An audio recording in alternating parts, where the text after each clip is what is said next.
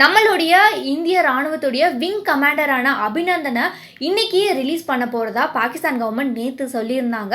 அந்த வகையில் இன்னைக்கு மத்தியான நேரம் அபிநந்தன் விடுவிக்க நிறையவே வாய்ப்பு இருக்குது அப்படிங்கிற மாதிரி நம்ம நிறைய செய்தி கேள்விப்பட்டோம். அதனால மக்கள் இப்போது அபிநந்தன் விடுவிக்கப்படுறதுக்கான நேரம் ஆயிடுச்சு அப்படிங்கிறனால பயங்கர உற்சாகத்தோட வாகா எல்லையில் வெயிட் பண்ணிட்டு இருக்காங்க. அதோட ஏராளமான மக்கள் அங்கே குவிஞ்சிருக்கனால வாகா எல்லையே பார்த்தா ஒரு திருவிழா மாதிரி காணப்படுது அப்படின்னு சொல்கிறாங்க. இப்போ அபிநந்தனோட வருகை காரணமாக வாகா பகுதியில் பாதுகாப்புகள் பலப்படுத்தப்பட்டிருக்கு. அது மட்டும் இல்லாமல் அபிநந்தன் எந்த நேரத்திலையும் வரலாம் அப்படிங்கிறனால மக்களும் ரொம்ப ஆர்வமாகவும் உற்சாகமாகவும் காத்துட்டு இருக்காங்க.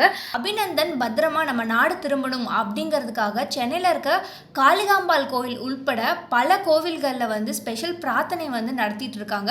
அதோட பிற மத ஆலயங்களிலும் வழிபாடு பண்ணிட்டு இருக்காங்க. அபிநந்தனை வரவேற்கிறதுக்காக அவங்க பெற்றோர்களும் சென்னையில இருந்து கிளம்பி போயிருக்காங்க.